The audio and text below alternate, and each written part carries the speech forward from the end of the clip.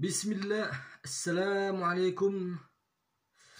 Partie 2 de ma vidéo que j'avais fait commencer, donc de ma première vidéo, Dieu guide vers la vérité.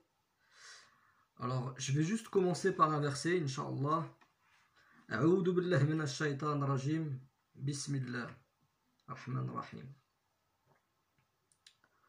قول يا أهل الكتاب تعالوا إلى كلمات سواء بيننا وبينكم ألا تعبدوا إلى الله ولا نشرك به ألا نعبد إلى الله ولا نشرك به شيئا ولا يتخذ بعضنا بعضا أربابا من دون الله فإن تولوا فقولوا شهدوا بأننا مسلمون. En français. Dis, ô gens du livre, venez à une parole commune entre nous et vous, que nous n'adorions qu'Allah sans rien lui associer, et que nous ne prenions point les uns les autres pour seigneurs en dehors d'Allah. Puis s'ils tournent le dos, dites, soyez témoins que nous sommes soumis. Ça, c'était juste pour... parce que j'avais parlé de ce verset dans la dernière vidéo, et je ne l'avais pas donné. Donc, c'était juste pour le lire. Alhamdulillah, moi, à chaque fois que j'essaierai à chaque fois que je parle d'un verset d'apporter des preuves. Donc, pour ceux qui veulent, c'est c'était bien Surat Al-Imran, verset 64. Pourquoi je commence par ce verset-là? Et après, on va reprendre sur la partie, sur le but de la vidéo que j'ai fait la dernière fois. C'est parce que je fais justement un point d'honneur à essayer, Inch'Allah, bi'idullah, à être plutôt dans une posture de rassembler les gens vers la parole d'Allah, plutôt que d'être dans une posture de division. Voilà, c'est tout. Et qu'est-ce qu'il dit Allah de dire à Mohammed? Il dit aux gens du livre, venez à une parole commune. Parce que de toute façon, les divergences, il y en aura toujours. Même, je vais même aller plus loin, il suffit de regarder les vidéos sur YouTube.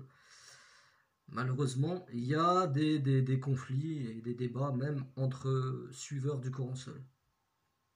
Il y a des gens qui suivent que le Coran seul. Après, il y a des personnes qui vont dire ceux qui suivent que le Coran seul, ils sont dans un égarement total. Parce qu'il faut suivre le Coran, il faut aussi suivre la Torah et la Bible.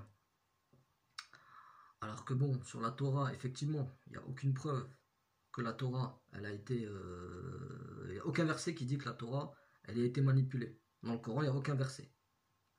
Maintenant, moi j'aimerais bien la lire la Torah, mais est-ce que la Torah c'est le Pentateuque? Bon. Mais le sujet n'est pas là. Et donc, on assiste aussi là à des débats et à du takfir entre... jusqu'où ça va aller le takfir. Tout le monde kaffar tout le monde en fait, subhanallah. Donc c'est pour ça que j'ai voulu quand même commencer par ce verset là. Inch'Allah, soyons dans une posture, comme je le disais la dernière fois, je le répète et je le répéterai, hein.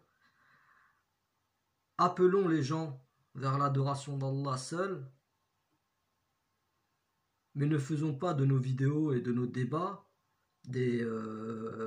un objectif pour semer la division. Voilà, je ne vais pas aller plus loin. Donc, dis aux gens du livre, venez à une parole commune entre nous et vous. Venez à une parole commune, ça veut dire, si maintenant toi, tu considères que le Ramadan, c'est tel mois, moi je considère que c'est un autre mois, on va parler, on peut débattre sur, vous imaginez même pas le nombre de sujets sur lesquels il y a à débattre, c'est énorme. Alors qu'à la base, elle est, je le répète souvent, la base de din, elle est extrêmement simple. La base, c'est c'est tu crois en Allah. On fera Inch'Allah une vidéo sur qu'est-ce que c'est que shirk, parce que le shirk c'est très très très vaste comme sujet. Ça va même au-delà de certaines vidéos où on dit que le shirk, qu'on shirk Mohammed, qu'on shirk... Même nous-mêmes, tu peux croire que, comme il dit Allah, ils jureront le jour du jugement dernier, Wallahi ma kunna mushrikoun. Donc le but c'est de, si tu arrives à adorer Allah sans rien lui associer,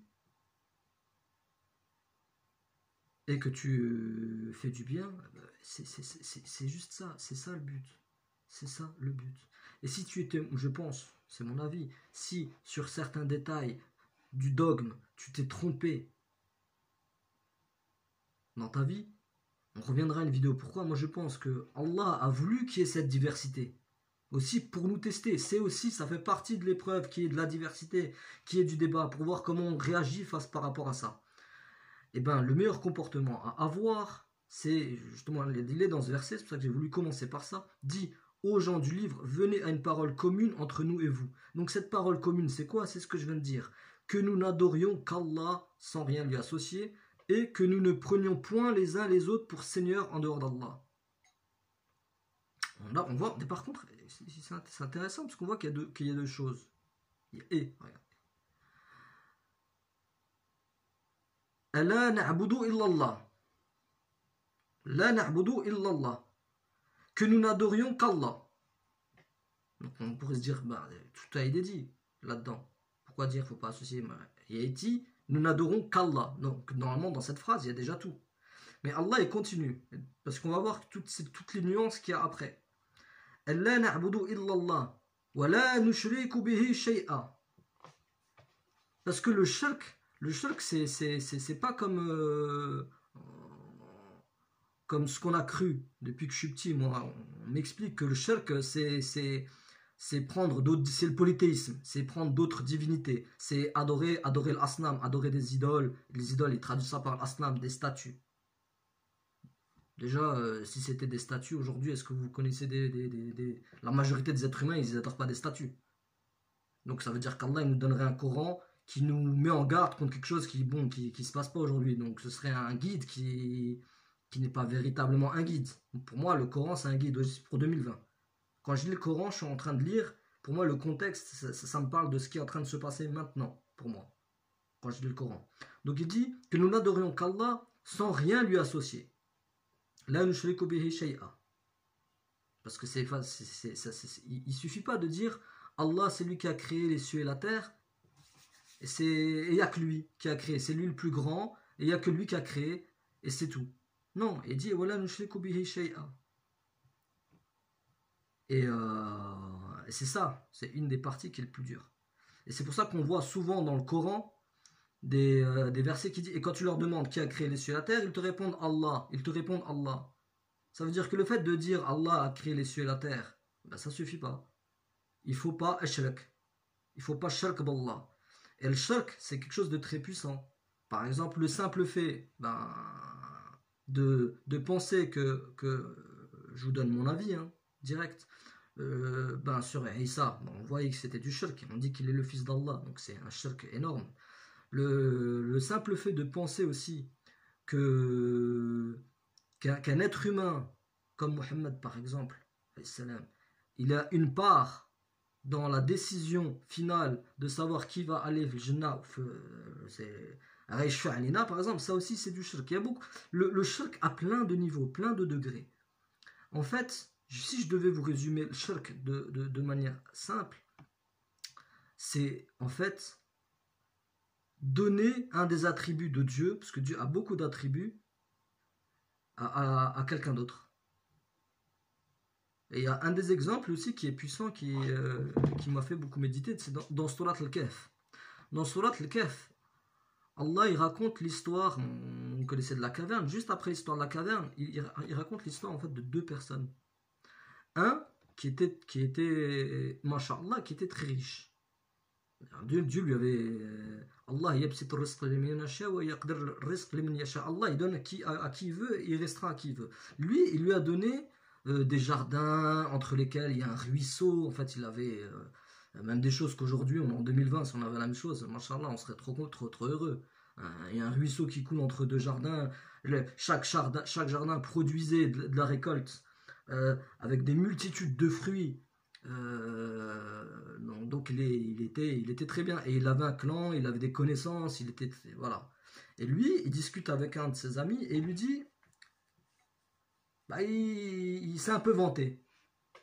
Comme on dit, il s'est vanté, puis il a dit, moi j'ai plus de biens que toi. grâce à mon clan.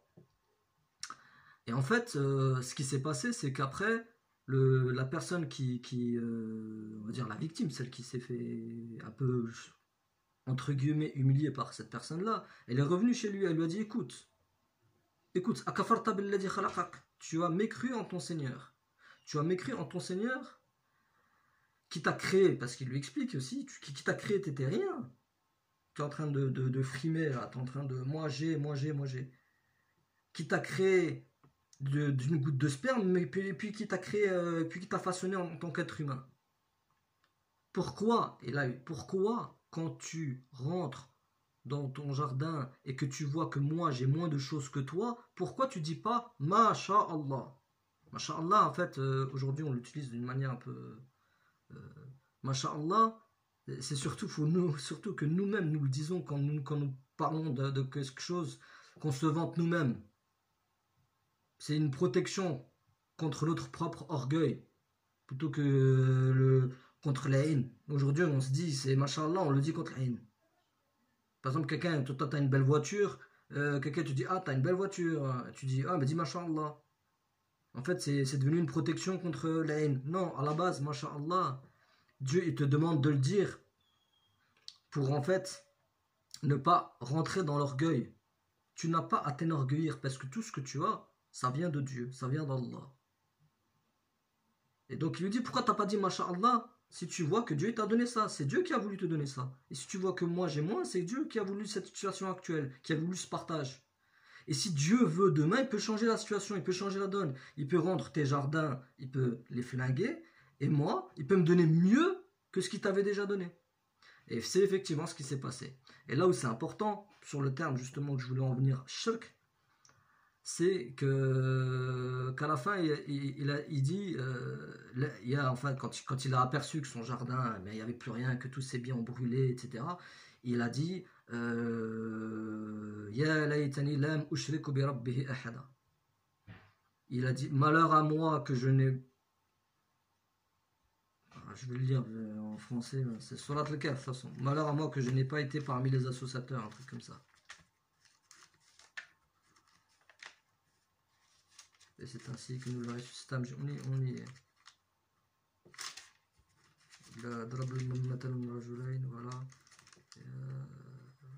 Voilà. Et il disait que je souhaite n'avoir associé personne à mon Seigneur. Que je souhaite n'avoir associé personne à mon Seigneur. Donc il dit, j'ai été un mushrik. Pourquoi il a été un mushrik? Pourquoi? Je vous laisse des petites 5 secondes de réflexion. En fait, il a shirk billah parce qu'il s'est lui-même, il a cru que ce qu'il avait, le simple fait de s'enorgueillir, de dire moi j'ai ci, moi j'ai ça, moi je suis intelligent, ou moi j'ai eu mon diplôme, ou moi j'ai eu ci, moi j'ai. En fait, tu shirk billah. Tu shirk billah pourquoi? Parce que tu penses que ce qui arrive, c'est dû à. En gros, à une compétence que tu as. Non, c'est Dieu qui a tout. Tout vient de Dieu, tout vient d'Allah. Et c'est ça qu'il faut comprendre en fait. C'est ça qu'il faut comprendre. Donc l'adoration, en fait, quand Allah il te dit La ta'budu wa la tushriku bihi, ne lui associez rien, c'est ça. C'est-à-dire que même dans ta compréhension, dans ta manière de voir la vie, de voir ce qui est en train de se passer, là, je donne aussi un exemple sur les complotistes. Ceux qui aiment beaucoup parler les complots, etc. Je dis pas qu'ils ont tort, hein. On sait très bien, des complots ça existe. Penser que les complots ça n'existe pas, faire preuve je trouve même pas le mot. Il suffit d'aller sur Wikipédia, tu tapes complot, tu vois. Donc je suis pas en train de dire que ça n'existe pas, mais le simple fait d'en faire trop, de faire une obsession sur ce sujet, alors qu'Allah il te répond simplement dans un verset, il te dit ils ont comploté et Allah a comploté et Allah est le meilleur des comploteurs, le meilleur des stratèges. Ça veut dire que ce que tu dois te dire, par exemple là, c'est simple la situation, le confinement, moi je suis pas en train de me dire qu'est-ce qui se passe, on est en train d'être aussi ou ça. Tout ce qui vient, ça vient d'Allah, c'est Allah qui l'a décidé. Même si derrière tu as des gens qui sont en train de faire que ça m'intéresse pas, eux-mêmes, sans le savoir, ils sont l'outil de la stratégie globale qui est la stratégie d'Allah. Ash-Shaytan fait partie de la stratégie d'Allah. Donc, une fois que tu as compris tout ça, et c'est ça qu'il faut comprendre. Donc, quand Allah il te dit Ala na'budu illallah wa la nushriku bihi shay'a, on voit que le shirk, c'est quand même qu'un sujet qu'il faut méditer toute sa vie. Ça peut aller très loin. Et si arrives, qu'Allah, Inch'Allah, fasse que je ne sois pas un mushrik, et je vous le souhaite aussi, ben Inch'Allah, c'est ça la voie. C'est la voie vers, Inch'Allah, vers la félicité. C'est Sirat al-Mustaqim, la voie vers Allah. C'est le fait de ne rien shirk. Et de ne rien shirk, ben on vient de le voir, ça a beaucoup de sens et beaucoup de signification. ولا نشرك به شيئا ولا يتخذ بعضنا بعضا أربابا من دون الله, et que nous ne prenions point les uns les autres pour seigneurs en dehors d'Allah. C'est là où aussi on va en venir. Arbaban, c'est quoi? Et qu'on ne prend point les uns les autres, qu'on ne se prenne point les uns les autres. Ba'dona ba'dan, entre nous, qu'on ne se prenne pas entre nous ils traduisent par des seigneurs, mais en fait c'est arbaban. Dans arbaban il y a le mot rab. Rab, c'est qui? C'est celui qui te rabbe, c'est celui qui t'éduque. Qu'on ne se prenne point les uns les autres des éducateurs, des maîtres spirituels. Voilà. Le maître spirituel, c'est Allah, comme je l'avais dit dans la dernière vidéo, et c'est le but de la vidéo. Dieu guide vers la vérité. Qui guide vers la vérité? Dit Dieu guide vers la vérité. Donc c'est une invitation. Voilà. En vérité, si de toutes les factions qui existent, coranistes, ceux qui veulent suivre tous les livres, alhamdoulilah, franchement, moi je dis mashallah, c'est quelqu'un qui... Je vois des vidéos de YouTube de certains qui lisent le Coran, puis après qui lisent la Bible ou la Torah, s'ils sont sincères, non, et qui et que c'est leur conception des choses, alhamdoulilah, surtout en fait. Donc, il faut venir vers une parole unique et évitons la division. Et ce qu'il dit ensuite, puis s'il tourne le dos, il y a une très forte probabilité, hein. Je ne vous dis pas que ça va être simple, hein, c'est logique, c'est une épreuve. Si c'était simple, ça le saurait. Donc Dieu te demande d'avoir cette attitude vis-à-vis des gens qui ne pensent pas comme toi en fait, qui ont une autre vision. Tu dis, si vous ne pensez pas comme moi, il ne parle pas des athées, hein. Moi un athée, je ne vais pas lui dire, il ne croit pas en Dieu. Mais si tu vois qu'il a cette base, il croit en Allah, etc., tu dis, écoute, viens, on vient à une parole commune, on n'adore qu'Allah, et on ne se prend pas les uns les autres des maîtres en dehors d'Allah, et on ne fait pas de shirk, et on lui associe rien. Là, dans ce cas-là, il te dit, s'il se détourne, parce qu'il y a une chance, s'il se détourne, dites, il ne dit pas, va les combattre, ou frappe-les, ou insulte-les. Non, pas du tout. Il dit, dites, soyez témoins que nous sommes soumis. Voilà. Shahdo bi anna muslimun. Soyez témoins que nous sommes soumis. Voilà. Moi je te dis, je viens de te dire, viens, on va avoir une parole commune. Toi ça t'intéresse pas. Je suis en train de te dire, viens, on n'adore que Allah sans rien lui associer. Je suis en train de t'expliquer c'est en quoi, pour moi, c'est quoi le shirk et ce qu'il faudrait qu'on évite. Et je t'invite à cette parole commune. Si toi tu me tournes le dos, tu me dis ciao, genre moi je suis un égaré, je dis écoute, sois témoin que moi je suis soumis à Dieu. Voilà. Tu pourras pas dire que je t'ai dit autre chose ou que je t'ai dit d'adorer, je sais pas quoi. Voilà. Par contre, toujours comme ce que j'avais dit dans la première vidéo, donc là on parle pas de combat, on n'a pas à les combattre. Quelqu'un qui te tourne le dos, t'as pas à le combattre. C'est-à-dire il t'écoute pas et puis il se tourne et puis il dit je t'écoute pas, ça m'intéresse pas ce que tu dis. La ikra afiddin, chacun fait ce qu'il veut. Allah il te demande de combattre ceux qui te combattent. Donc comme moi je disais, juste pour préciser, comme moi je disais que je combattrai ceux qui me combattent. Bien entendu, je parle pas de combat physique. je parle de combat dans le terrain idéologique. Ça veut dire que il faut quand même défendre la parole d'Allah. Donc si sur internet, moi je vois qu'il y a de plus en plus de vidéos, et j'en vois de plus en plus, hein, où on nous traite, on nous insulte. Et maintenant, moi je vois même des prêches, hein. C'est déprimant. Je vois des prêches avec des imams qui prêchent et qui disent, il y a même, je veux le dire, hein, il y a même Cheikh El-Boutemi, c'était il y a très longtemps, qui avait fait une vidéo sur Al-Qur'aniyoun. Il avait commencé même la vidéo en disant que le Qur'aniyoun, ben voilà, que c'est des égarés. Et il y a de plus en plus, on va avoir comme. À l'époque, c'était encore léger. Maintenant, il y a de plus en plus. Ce réveil se fait de plus en plus.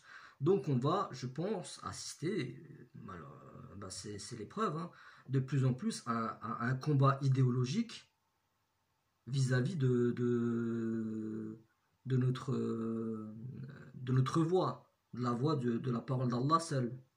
Donc ceux qui te combattent, c'est-à-dire s'ils te combattent de manière idéologique, bah tu les combats. C'est pas un combat avec l'épée ou... Bien entendu, si quelqu'un vient, il veut me frapper parce qu'il n'aime pas ce que je dis, bon, je veux quand même me défendre. C'est la légitime défense, c'est logique. Mais voilà, quand je parle de combat, combattez-les, vous serez mes ennemis, je vous combattrai, je parle dans le domaine idéologique. Vous ferez des vidéos, je ferai des contre-vidéos, et on sera là, Inch'Allah. Et il faut qu'on soit nombreux, voilà. C'est aussi une des raisons pour laquelle je fais, moi, des vidéos. Parce que je vois qu'il y en a plein, alhamdoulilah, qui font des vidéos, et il ne faut pas qu'ils soient seuls. Le seul à défendre, faut qu'on soit nombreux à défendre la parole d'Allah, à défendre le Coran al-Karim. Voilà. Encore une fois, j'ai fait une intro très longue. En fait, je parle, je me laisse aller. Donc si je reviens à la dernière partie, l'objectif de la vidéo du guide vers la vérité, c'était de reprendre point par point les arguments de ceux qui critiquent les Corans seuls, ceux qui critiquent ceux qui veulent suivre la vérité en suivant que le Coran. Et j'ai fait, je l'ai pas donné, je crois, la classification. Mais en gros, leur argument, c'est en premier lieu, c'est sur les piliers de l'islam. En fait, sur leur dogme. Sur leur dogme, ça veut dire qu'ils vont essayer de te dire, mais si tu suis que le Coran, comment tu peux arriver à pratiquer la religion telle que moi je la pratique. Moi, ils te le disent pas comme ça, mais ils te disent, mais alors comment tu trouves le nombre de rak'at? Comment tu trouves le taux au niveau du zakat? Est-ce que c'est 2,5%, etc., etc. Bref.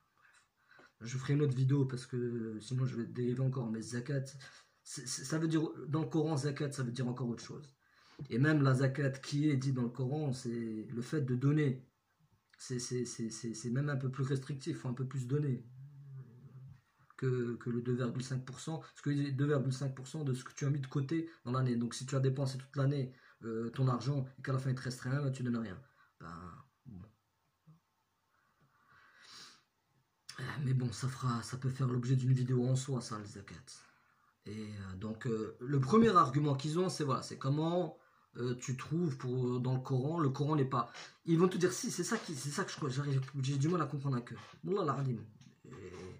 Et j'ai déjà fait un débat physiquement avec quelqu'un comme ça. T'es face à un mur, du coup, c'est. Subhanallah. Ils vont te dire, ils arriveront pas. Je sais pas ce qui se passe, mais ils arriveront pas à te dire le Coran n'est pas complet. Parce que tu t'arrives avec un verset, tu dis le Coran il est complet. Regarde, Allah il te dit j'ai rien omis d'écrire dans ce livre. Et ce que je vous ai dit dans la dernière vidéo, des versets il y en a plein. C'est détaillé, c'est complet. Ils vont pas te dire c'est pas complet, mais ils vont te dire mais comment tu te fais pour trouver? Donc c'est ça que je comprends pas. C'est mystère et boule de gomme. Donc le premier, voilà, c'est sur les dogmes. Il faudra que tu arrives, soi-disant, à leur argumentaire, c'est que tu ne peux pas pratiquer. Voilà. Tu peux pas pratiquer. D'après eux, tu peux pas pratiquer correctement ton dîn si tu suis que le Coran. Déjà, c'est... Bon, ils ne se rendent pas compte qu'ils réduisent la parole d'Allah. Donc la parole d'Allah, c'est plus un guide. Mais enfin, ça, donc on y a répondu dans la vidéo précédente. 2. le deuxième type d'argument, c'est le fait qu'il faille écouter les savants. Donc là, j'avais fait en fait un cours, un, petit court passage sur Surat Yunus, sur qui guide vers la vérité, Dieu guide vers la vérité, sur le fait qu'il ne faille suivre que Dieu. Et sur le fait que le verset qui cite souvent déjà, ils le sortent du contexte. Ils le sortent du contexte. Hein. C'est comme le verset ce que vous donne le prophète, prenez-le, ce qui vous retient, abstenez-vous-en. En fait, ça parlait du butin. Tout comme en fait, il y avait un contexte dans le Coran. Je me souviens plus exactement, mais je crois que c'est. Là, j'ai pas le temps de chercher, je rechercherai, Inch'Allah. Mais je crois que c'est. Je crois même que c'est dans Surat. Je crois même qu'il y a un truc dans Surat Al-Imran. Où Dieu dit au prophète: nous n'avons jamais envoyé des messagers sans leur révéler. Puis il dit en fait que tous les messagers, ils ont tous en commun. Ils ont tous quelque chose en commun en termes de révélation de ce que Dieu leur a révélé. Mais je ne sais plus comment c'est formulé. Puis il lui dit: interroge les gens du rappel. Et il lui dit ça pourquoi? Pour que déjà, le prophète soit convaincu qu'il n'est pas possédé, qu'il n'est pas en train de... que ce qui lui vient, ça lui vient bien d'Allah. Parce qu'en vérité, dans toutes les autres religions qui sont autour de lui, il y a des choses en commun. Que ça vient bien d'Allah. C'était déjà pour le raffermir. Et donc déjà, ça c'est un verset, on le sort du contexte, alors qu'il y avait un contexte. Hein. Quand je parle du contexte, sur le contexte coranique. Et Dieu ne lui dit pas: obéis-les. Il dit: interroge-les, interroge. Et on peut interroger. Si moi, par exemple, j'ai des questions sur le judaïsme, pour comprendre des choses sur la Torah, pour essayer... oui, je peux m'intéresser. La Torah a été révélée par Dieu. Le judaïsme, c'est une religion à la base. C'est une religion qui sa base, sa naissance, c'est une religion qui est divine. Tout comme le Nasara, c'est eux qui ont après ont fait comme les musulmans l'ont fait avec le sunnisme. C'est eux qui ont rendu ça tortueux, etc. Mais à la base, ce sont c'est des révélations divines. Donc je peux très bien poser des questions, aller voir un curé, aller voir un comment on appelle ça, un rabbin, et lui poser des questions. Ils ne sont pas tous égarés. Il y a des rabbins, vous savez qu'il y a un mouvement, c'est un peu comme les suiveurs du Coran seul. J'ai vu une vidéo, subhanallah, en Israël, des rabbins, en fait, qui se sont mis à créer, ils sont peu nombreux, comme d'habitude, hein, à rejeter le Talmud, complètement. Et à prier, quand tu les vois prier, subhanallah, ça ressemble à la prière que font la plupart des Corans seuls. Et ils ne suivent que la Torah. Ils disent il faut suivre que la Torah, que le Talmud c'est un égarement, etc., etc. Donc moi je peux très bien poser des questions à des gens comme ça. Pour voir comment leur avis se positionne avec mes avis. Donc c'est de là que vient SL, mais au niveau de l'obéissance de Arbab, de Rab, chercher Arab, bien sûr que non. Je ne vais pas obéir à des savants, moi. Déjà ça n'a aucun sens que vous dites ce que vous dites. Si je dois obéir à des savants, les savants ils ne sont pas d'accord entre eux, donc je vais choisir lequel? Le Qardawi, je vais choisir qui? J'en choisis un au hasard. Les savants eux-mêmes se battent sur le terrain idéologique. Et il y a un verset où Allah il dit, je me souviens plus du verset, mais il dit qu'il n'a pas été donné à des anges ou à des messagers de dire soyez des adorateurs vis-à-vis de moi. Mais ils disent plutôt soyez des savants parce que vous lisez le livre. Normalement, un véritable, une personne qui veut te guider, parce que ça existe, hein, je veux dire, on peut s'entraider, se donner des conseils et s'exhorter et méditer ensemble. Allah, il n'a pas dit chacun chez soi et on discute pas. Non, c'est pas ça. C'est pas ça. C'est pas ça le fait de suivre un arbaban, ça veut dire que tu le suis aveuglément. Tu suis sans réfléchir. Lui, comme il est au-dessus que toi, comme il a de la science, et ben toi tu fermes ta gueule et t'écoutes ce qu'il te dit. Même si tu trouves que c'est pas logique, ben si tu trouves que c'est pas logique, c'est parce que toi t'as pas assez de science. Et c'est ça que moi idéologiquement je condamne.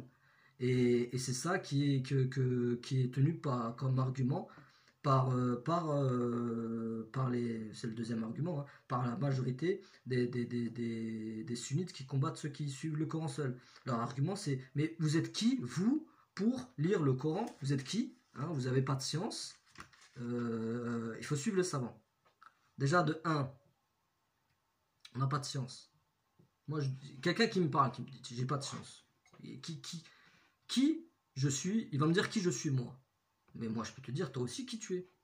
Qui tu es pour savoir quel est mon niveau de connaissance et mon niveau de science. Qui tu sais pour savoir quelle est ma vie, qu'est-ce que j'ai étudié, qu'est-ce que j'ai lu comme livre dans ma vie. Donc, toi, tu es parti d'une prise de décision. Hop, lui, il connaît rien. Parce que je suis pas allé à Al-Azhar. C'est ça?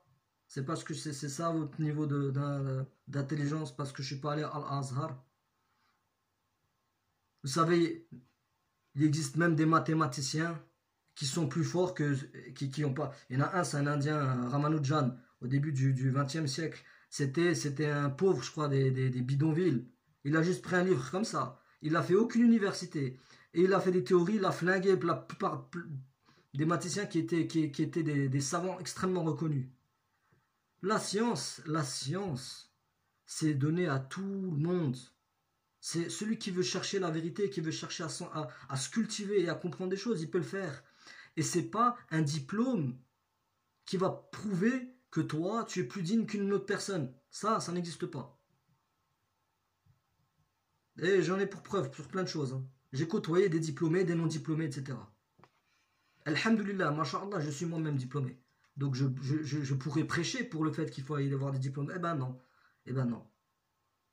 Il y a des gens, ils ont bac plus je sais pas combien, et il y a des personnes, subhanallah, ils ont bac plus 5. Et ils considèrent que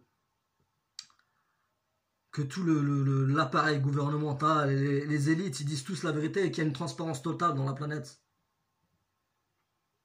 Vous imaginez, vous arrivez à bac plus 5 et vous êtes même pas conscient qu'il y a des enjeux géopolitiques dans la plupart des guerres. Donc, bon, quand on arrive là, tu te dis, putain, avec ce niveau d'études, et ben c'est pareil, aujourd'hui les savants qui sortent d'Al-Azhar. Ok, ils sortent d'Al-Azhar, ouais, mais déjà ils ont étudié quoi?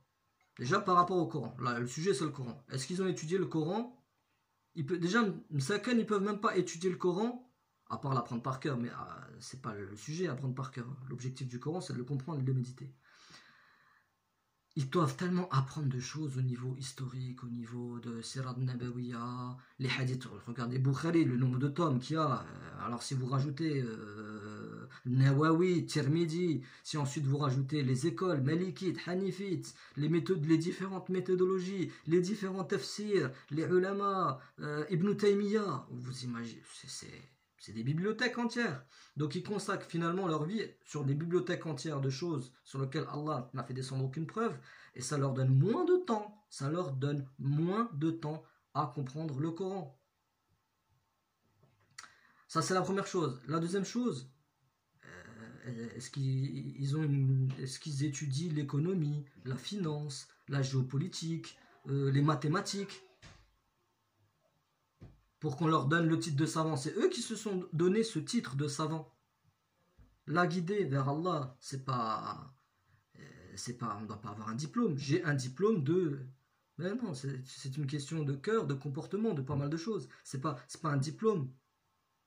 Et justement, là, si je vous donne un verset, un dernier verset, puis on part à un autre sujet, un dernier verset sur la notion de savant. Donc, Surat al-Fatir. Donc, Surat Fatir, Fatir, c'est le créateur. Donc là, il y a donc le créateur, donc c'est une sourate qui commence par Bismillah ar-Rahman ar-Rahim. Alhamdulillah, Fatir as-samawati wal-ard, ja'il al-malaikat rasulan uli ijnaha matana wa thulatha wa ruba'a yazidu fi al-khalqi ma yasha inna Allah ala kulli shay'in qadir. Louange à Allah, créateur des cieux et de la terre, qui a fait des anges, des messagers dotés de 2, 3 ou 4 ailes. Il ajoute à la création ce qu'il veut, car Allah est omnipotent. Donc, moi j'aime bien les débuts, les premières sourates, les premiers versets de chaque sourate, enfin l'introduction de chaque sourate, ça donne un petit peu le fil conducteur de la sourate. Donc là on parle, le titre c'est bien Surat al-Fatir, le créateur, ça commence par la création, par le qualificatif. Donc Fatir, le créateur, là petite parenthèse, Al-Khalq c'est créateur, Fatir ça doit être quelque chose qui y ressemble, mais il doit y avoir une nuance, parce qu'Allah n'a pas utilisé deux mots pour dire la même chose. Donc moi, quand je vois le verset créateur des cieux et de la terre, il a fait des anges, des messagers dotés de 2, 3 ou 4 ailes, on ressent aussi le côté, il ajoute à la création ce qu'il veut, le côté conception. Parce que tu peux créer, mais c'est pas toi qui a conçu, qui a fait la conception, le design. Je sais pas si bon, c'était juste une méditation, mais dans Fatir, il y a peut-être une nuance, une sémantique qui a un peu, qui apporte un peu plus de sens à Khaliq.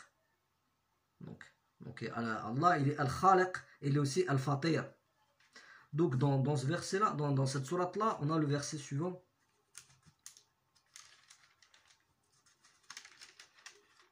Ah voilà. Là par contre pour aller vite, je vais que lire en français.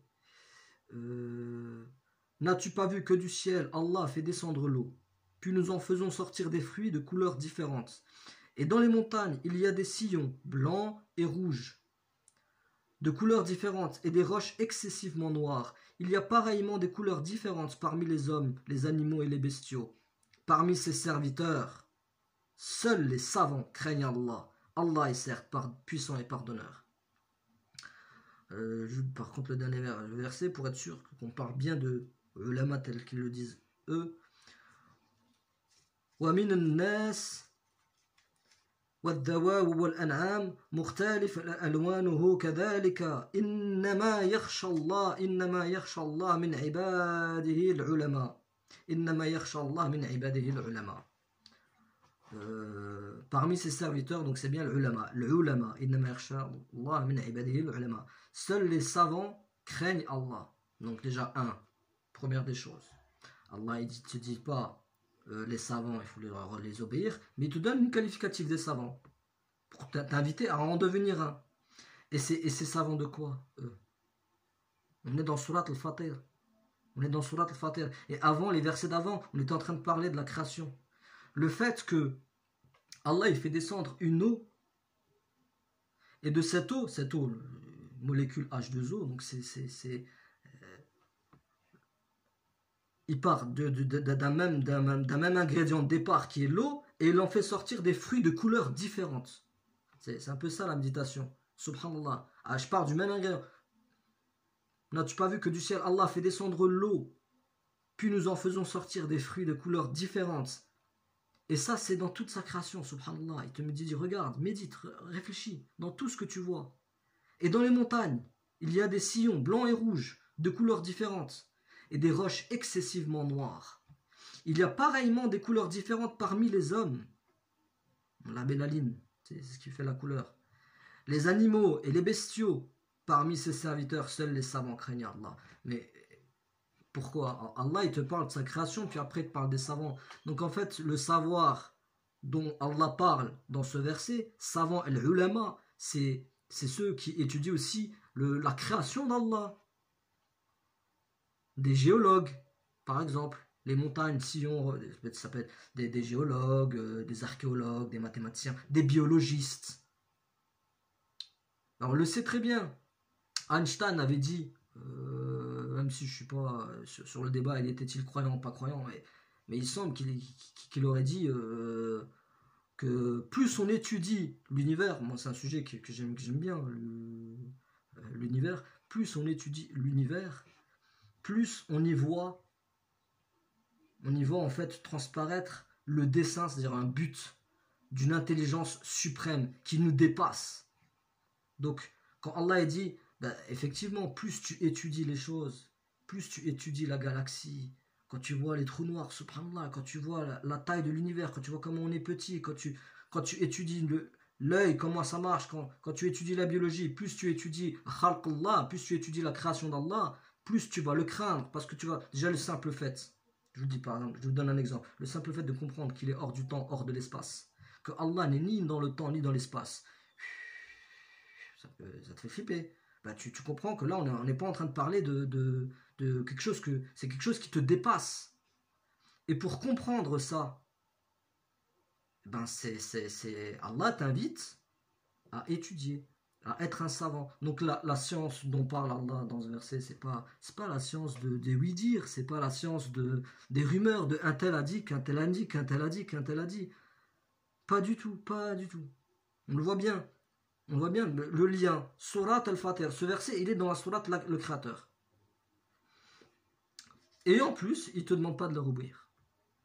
Donc il n'y a aucun argument, je vous mets au défi de trouver des arguments, qu'Allah te dit qu'il faut obéir aux savants. Pas du tout.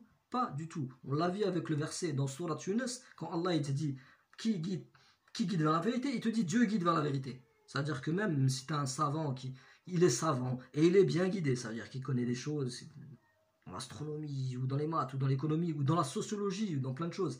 Machallah, tu te dis quand tu l'écoutes, tu te dis que c'est quelqu'un qui a de la culture générale et de la science, et bien là, il te dit, si lui, il est bien guidé, c'est parce que moi, je l'ai guidé, donc mieux vaut me suivre moi.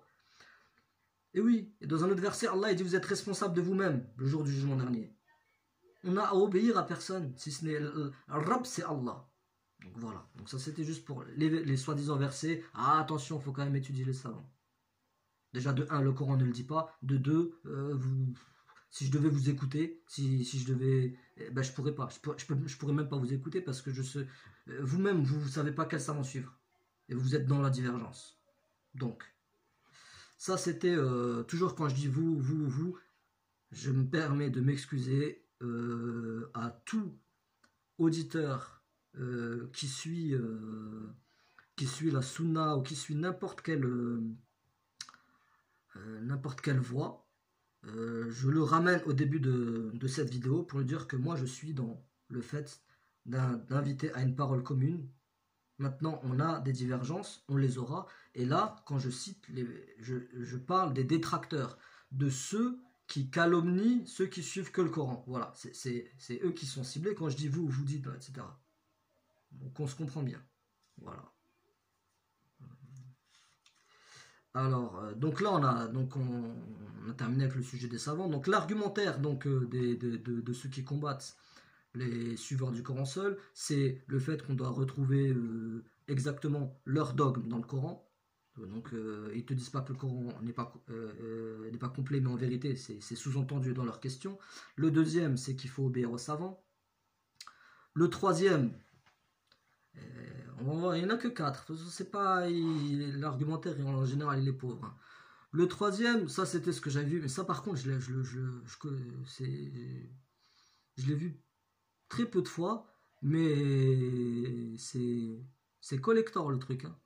Je l'ai vu avec un débat entre, justement, c'est le fameux débat entre Mamar Metmati et je crois que c'est Yassine Coransol, si je me trompe, que Dieu me pardonne.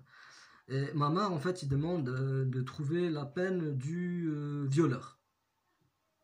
Il dit, trouve-moi, en plus avec toujours cette manière un peu virulente, je dis comme les débats, la fin du Coran, voilà. Trouve-moi dans le Coran la peine du violeur.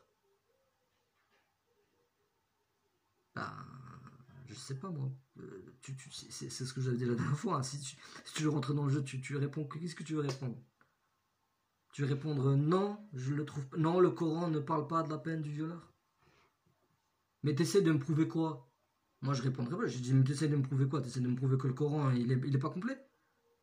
En fait, il faut le pousser lui à arriver à sa conclusion. Va au bout de ce que tu as envie de dire. Va au bout dis, ne dis pas il faut être aidé par les hadiths. Dis le Coran n'est pas complet.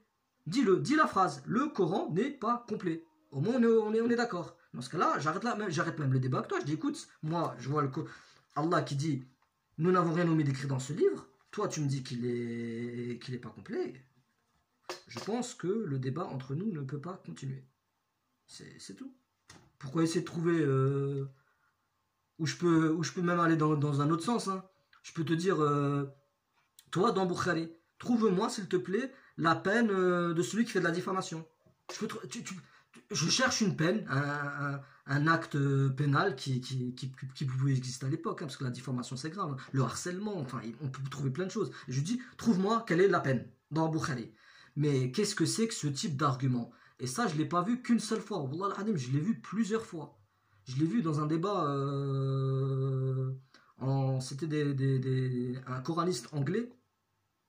Ouais, je crois que c'était des Anglais à Londres, machin, dans un parc. Et t'avais un virulent, comme d'habitude. L'autre, c'est toujours pareil. L'autre, il était dans la posture de victime. Psaken, Miskin, il était entouré de suiveurs de hadith. Et l'autre, il lui disait justement que, soi-disant, que si on ne suit que le Coran, eh ben, je sais plus quoi, c'était entre le mariage avec une petite fille qui n'est pas vierge. Enfin, il disait, ouais, c'est dans les hadiths qu'on sait qu'on peut pas se marier avec une fille qui n'a pas encore ses menstruations. Parce que dans le Coran, c'est pas clair. Il n'y a pas les détails. Le détail, il est dans les hadiths.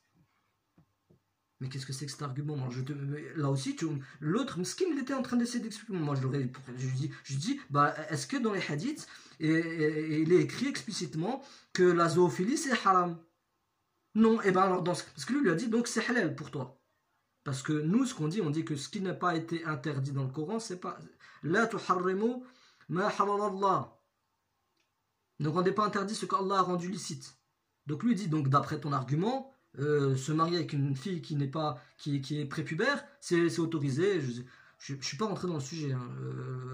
Au niveau coranique, je ne vais pas rentrer dans ça n'a rien, comme je disais, de rentrer dans des arguments. Mais si le verset il dit ça, il te dit ça. Déjà, ta méthodologie déjà elle est foreuse. Les deux méthodologies, que ce soit en mathématique ou l'anglais là, c'est voilà, votre Coran, dans le Coran, il n'y a pas exactement les peines où il manque des trucs en termes de jurisprudence. Mais cet argument, il est valable pour vous aussi et pour n'importe quel livre. Dans Bukhari, est-ce qu'on condamne la zoophilie, je viens de le dire. Donc ça veut dire que c'est halal pour vous. Et je peux en citer plein d'exemples. Donc voilà, ça c'était le quatrième. Et lui, il n'a pas duré longtemps dans la vidéo, parce que c'est tellement absurde. Hein. Mais vous allez en voir plein. Leur objectif, c'est forcément, ça va être de renforcer, de justifier en fait, parce qu'il faut bien justifier la législation, le sharia qu'ils ont, qui est en dehors du Coran.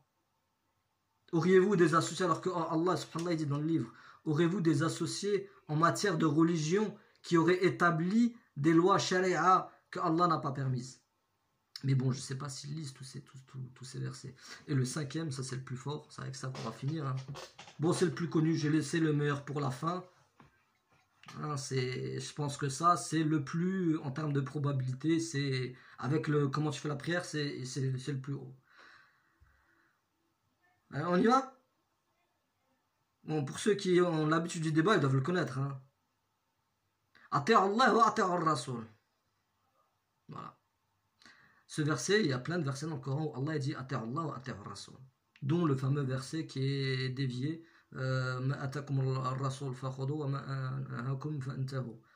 Donc obéissez à Allah, obéissez au messager, obéissez à Allah, obéissez au messager.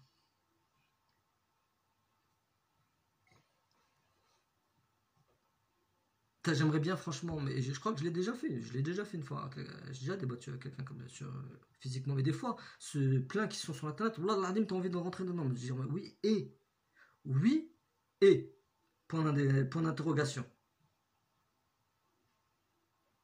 Le débat, c'est quoi? Moi, je suis en train de te dire que le Coran, ça suffit comme guidance. Que je suis en train de te dire que Bukhari, la majorité, c'est pas 5%, c'est pratiquement 100, 95, 100, tous les hadiths contredisent le Coran. Moi, je suis en train de te dire ça. Toi, tu me dis obéissez à Allah et obéissez au messager. Et oui, et en quoi ce que tu viens de me dire, ça prouve que Bukhari, c'est de la vérité? Est-ce qu'il y a écrit obéissez à Allah et obéissez à Bukhari? Non mais c'est un truc de fou. Est-ce qu'il y a écrit obéissez à Allah et obéissez à Bukhari? Vous-même vous obéissez pas. Selon vos propres hadiths, c'est vous qui désobéissez. j'avais vu une vidéo je fais pas de takfir sur lui, mais je peux quand même parler de certains arguments qui ont été donnés. J'ai une vidéo de Hassan Iqiyoussen qui expliquait, dans sa vidéo, il expliquait parce qu'il y a un hadith, qui, selon vos livres, qui est un hadith qui est sahih, qui dit que Rasoul alayhi salam, il a dit qu'il ne fallait pas écrire, qu'il ne fallait rien écrire, en fait, il fallait rien écrire hormis le Coran. Il avait interdit d'écrire des hadiths. Enfin, quand je dis hadith, voilà, sa parole. Il avait interdit d'écrire sa parole. Et ça, c'est un hadith qui est dans les livres, qui est dans vos livres. C'est dedans.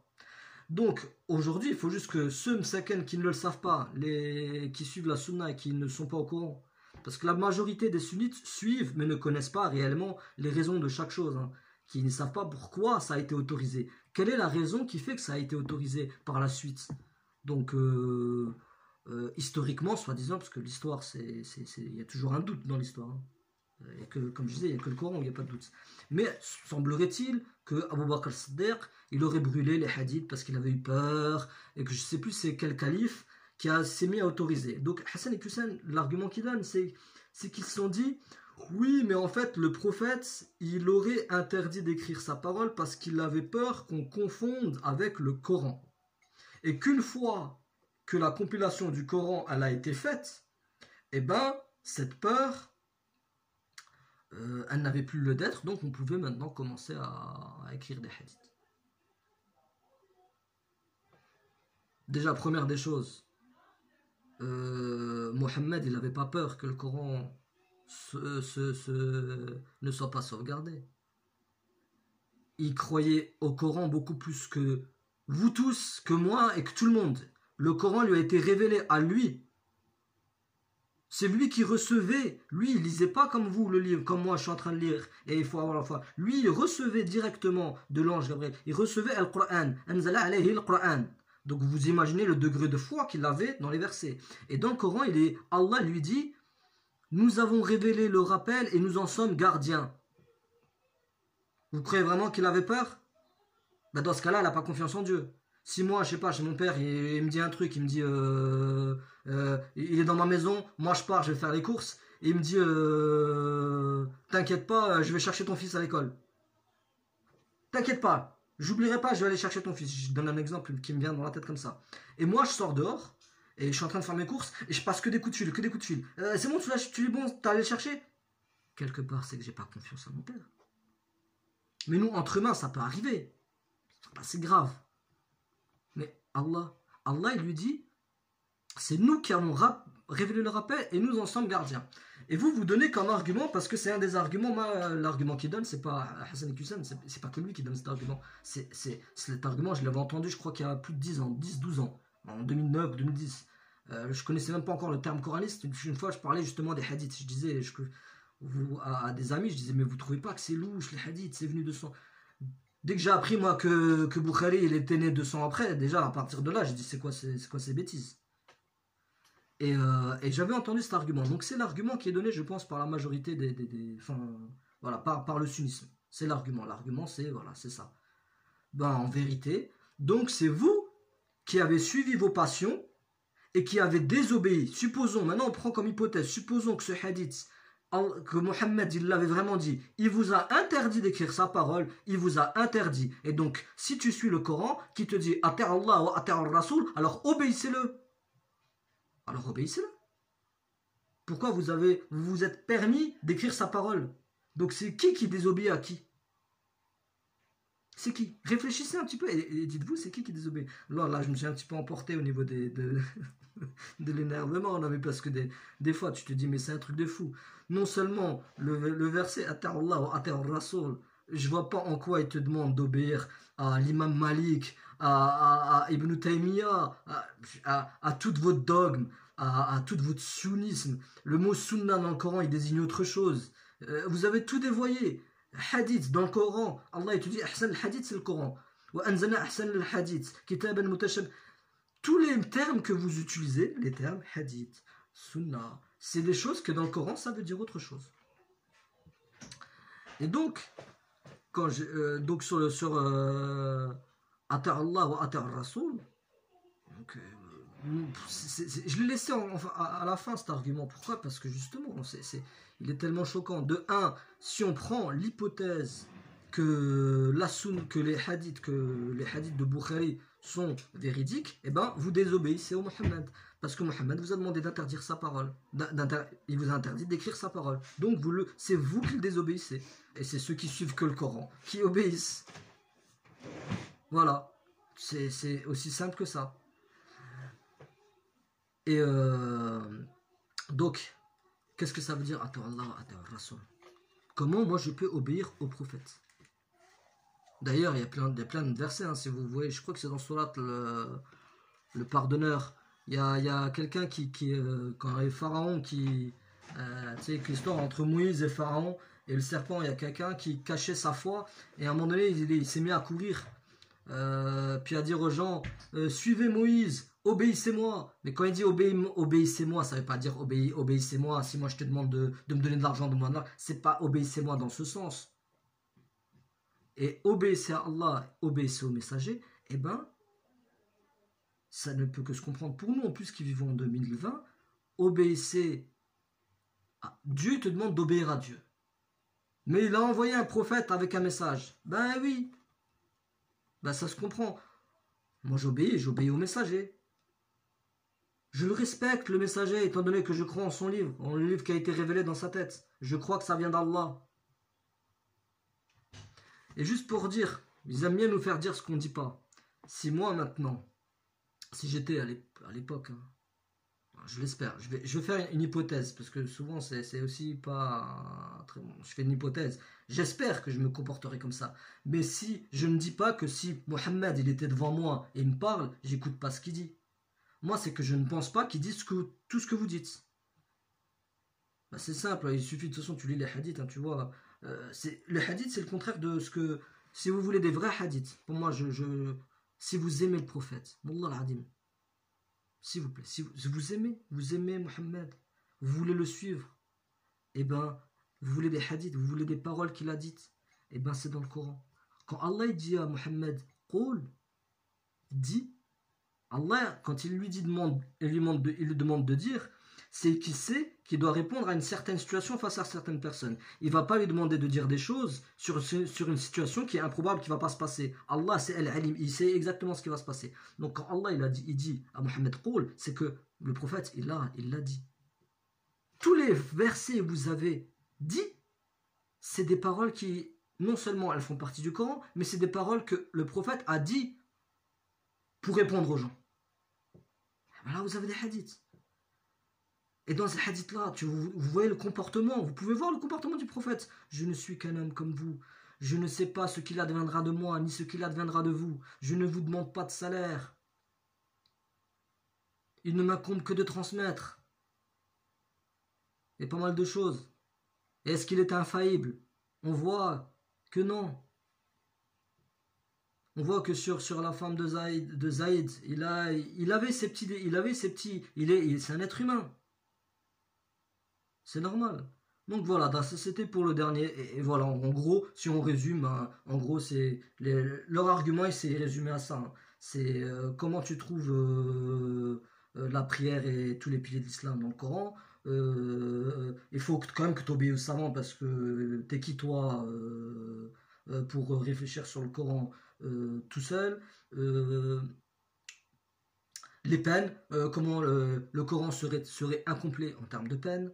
Et le fait qu'il faut Ata Allah wa Ata Rasoul, ça veut dire qu'il faut obéir à tous les savants du 9e, 10e, 11e siècle. Et en fait, quand vous voyez tous ces arguments qu'ils ont, coraniquement, c'est extrêmement pauvre. Voilà. À part Ata Allah wa Ata Rasoul, les véritables versets, Ata Allah wa Ata Rasoul, il y a quoi encore comme autre verset? فاسأل أهل الذكر إن كنتم لا تعلمون فما آتاكم الرسول فخذوه وما نهاكم منه فانتهوا. Ce que vous donne le prophète, prenez-le, ce qui vous abstient, abstenez-vous-en.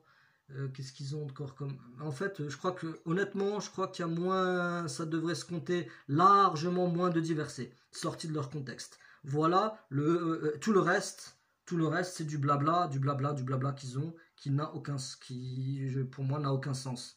Si on en revient au Coran seul, le Coran ne peut pas, soyez honnête, le Coran ne peut pas défendre votre sunna. Le Coran ne peut pas défendre votre sunna.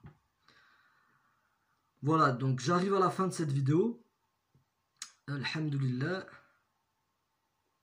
Je ferai donc, Inch'Allah, juste pour dire, je ferai d'autres vidéos un peu moins... J'essaierai de faire pas mal de vidéos un peu moins combatives, un peu plus sur la méditation, parce que l'objectif, c'est pas non plus juste... on n'est pas là que pour combattre le sunnisme, ou le talmudisme, ou tout ce qui est déviation de la parole d'Allah. On est aussi là pour méditer, pour voir comment faire le bien, et pour se rapprocher d'Allah, Inch'Allah. Donc je vais essayer de faire comme font certains frères. Certains frères font des lives. Moi j'essaierai de faire un peu la même chose, mais des méditations. Ça veut dire je prends une sourate avec un format, j'ai pas encore décidé, peut-être 20, une demi-heure. Là c'était des vidéos longues parce que je débute et j'avais plein de choses à dire à ce niveau là. Et puis voilà. Donc comme conseil, comme d'habitude je vous dis salam alaikum, que la paix soit sur vous. Lisez le Coran. Alhamdulillah, vous voulez vous guider, lisez le Coran, demandez à Allah de vous guider. Allah vous guidera par sa lumière, et par sa lumière il vous fera comprendre le Coran, Inch'Allah. Demandez-lui.